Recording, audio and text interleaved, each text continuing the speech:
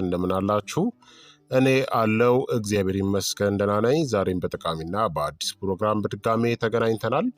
በዛሬው የጤና ፕሮግራማችን ላይ የምንመለከተው እድሜያችንን የሚያሳጥሩ አዘውትረን ማታ ከመተኛታችን በፊት የምንሰራቸው መጥፎ ልማዶችን በዚህ ቪዲዮ ላይ የምነግራችሁ ይሆናል ማለት ነው። እነዚህን ነገሮች ከዚህ በኋላ ማስወገድ ይኖርባችኋል። ይህ የጤና ትምህርት ለበርካታ ሰዎች እንዲደርስ ሁላችሁም በቅንነት ላይክና ሼር በማድረግ ሌሎችንም አስተምሩ አሳውቁላለሁኝ። በቀጥታ ወደ ጤና ትምህርታችን የማልፍ ይሆናል።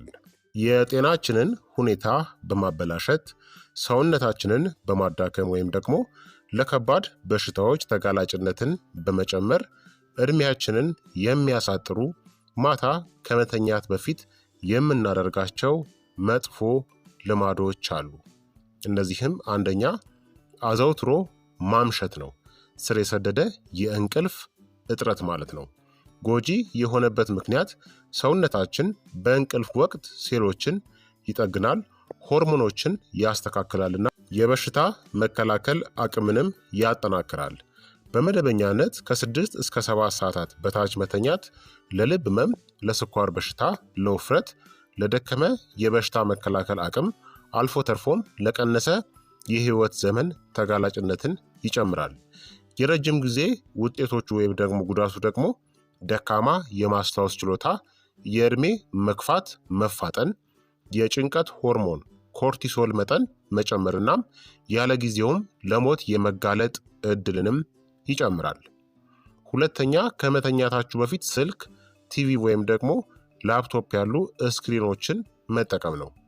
ጎጂ የሆነበት ምክንያት ከስክሪኖች የሚወጣው ሰማያዊ ብርሃን የእንቅልፍ ሆርሞን የሆነውን ሜላቶኒንን ያዳክመዋል። በውጤቱም ደካማ የእንቅልፍ ጥራት፣ የአይን መወጠርናም የተዛባ የሰውነት ሰዓትንም ያስከትላል። ከጊዜ በኋላ ይህ ለውፍረት፣ ለስኳር በሽታ፣ ለአይነት 2 ማለት ነው፣ ለደም ግፊትናም ለአእምሮ መዳከም የመጋለጥ እድልንም ይጨምራል። ሶስተኛ በማታ ከልክ በላይ መብላት ነው። ይህ የብዙዎቻችን ችግር ነው። በተለይ ሰዓት ከሄደ በኋላ ጎጂ የሆነበት ምክንያት ከመተኛታችሁ በፊት ከባድ ምግቦችን መመገብ የምግብ መፈጨትን አስቸጋሪ ያደርገዋል። እንዲሁም የሜታቦሊዝምን ሂደትንም ያደናቅፋል። ውጤቱም ክብደት መጨመር፣ የጨጓራ አሲድ ወደ ጉሮሮ መመለስ፣ ደካማ እንቅልፍናም ለሜታቦሊክ ሲንድረምና ለልብና የደም ዝውውር በሽታዎች የመጋለጥ እድል መጨመርን ያስከትላል። በማታ መብላት ከውፍረትናም ከስኳር በሽታ ጋርም በእጅጉም የተያያዘ ነው። አራተኛ ከመተኛት በፊት አልኮልን መጠጣት ነው። ጎጂ የሆነበት ምክንያት አልኮል በፍጥነት እንድትተኙ ሊያደርግ ቢችልም የጥልቅ እንቅልፍ ዑደቶችን ያበላሻል። ውጤቱም ደካማ የእንቅልፍ ጥራት፣ የጉበት መወጠር፣ የሰውነት ፈሳሽ ማጣትና የረጅም ጊዜ የጉበት በሽታ፣ የልብ ህመም፣ የካንሰርና የአጭር ዕድሜ የመጋለጥ እድልንም ይጨምራል። አምስተኛ በማታ ካፌን መጠቀም ነው። እንደ ቡና፣ ሻይ፣ የኃይል መጠጦች፣ ለስላሳ መጠጦችና ቸኮሌትን። ጎጂ የሆነበት ምክንያት ካፌን አዴኖሲንን ወይም ደግሞ እንቅልፍን የሚያመጣ ኬሚካልን የሚያግድ እናም ኮርቲሶልን የሚያሳድግ አነቃቂ ንጥረ ነገር ነው። በውጤቱም እንቅልፍ ማጣት፣ የልብ ምት መጨመርና በልብና የደም ዝውውር ስርዓት ላይ ስር የሰደደ ጭንቀት ወይም ደግሞ ስትረስን ያስከትላል።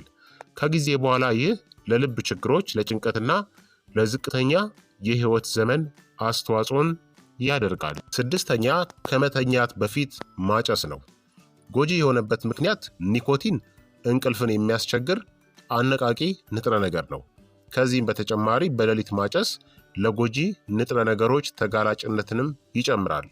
ውጤቱም የሳንባ መጎዳት፣ የደከመ የበሽታ መከላከል አቅም፣ ደካማ እንቅልፍና ለካንሰር፣ ለስትሮክና ለልብ ህመም በእጅጉ ከፍተኛ የሆነ የመጋለጥ እድል ይኖራል። ሰባተኛ በጨለማ እናም ጸጥታ በሰፈነበት ቦታ አለመተኛት ነው። ጎጂ የሆነበት ምክንያት በእንቅልፍ ጊዜ ብርሃን እናም ድምፅ የሜላቶኒን ምርትን ያደናቅፋሉ እናም ጥሩ እንቅልፍ እንዳይኖርም ይከላከላሉ። ውጤቱም ስር የሰደደ ድካም፣ የደከመ የበሽታ መከላከል አቅም፣ ደካማ የአንጎል ጤና እናም ለድብርትና ለጊዜው ዕድሜ መግፋት የመጋለጥ እድልን ይጨምራሉ። 8ኛ በጭንቀት ወይም ደግሞ በሐሳብ ተውጠው መተኛት ነው። ጎጂ የሆነበት ምክንያት ጭንቀት ኮርቲሶልን እናም አድሬናሊንን ከፍ በማድረግ ጥልቅ እንቅልፍን ይከላከላል።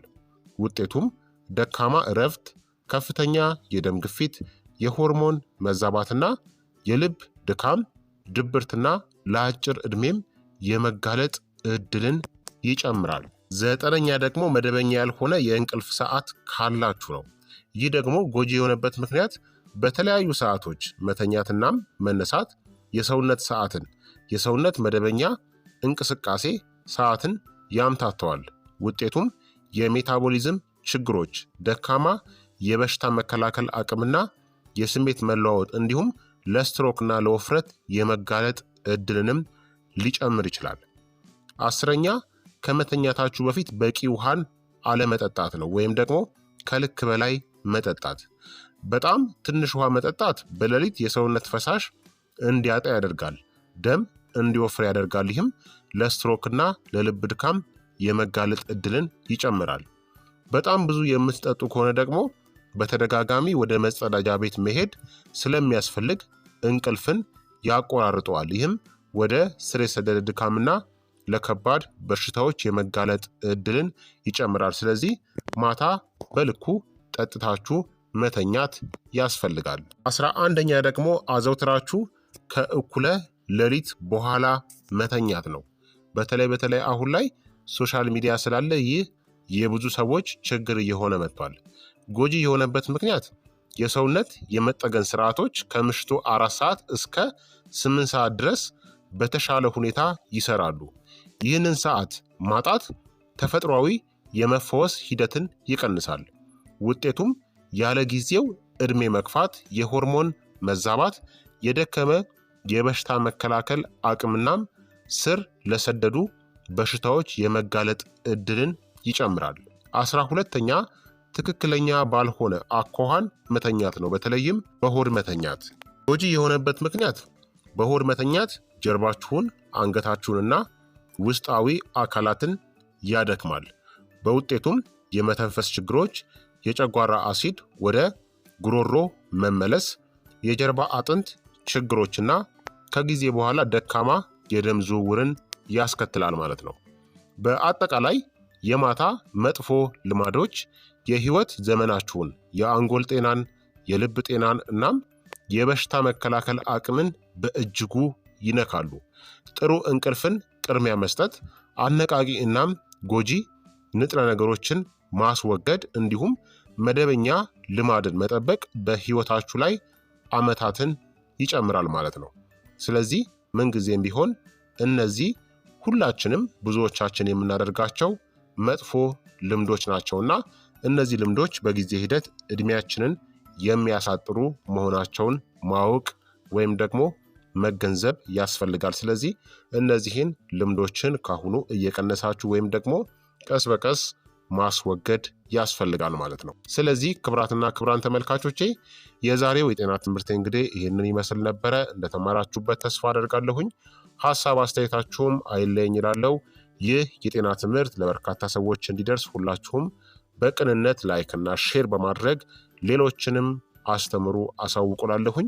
ጥያቄ ካላችሁ በኮመንት ላይ አስፍሩልኝ። በቀጣይ የጤና ትምህርት እስከምንገናኝ እኔንም እናንተንም ቸር ያቆየን። መልካም ጊዜ፣ መልካም ቆይታ። ቻው ቻው።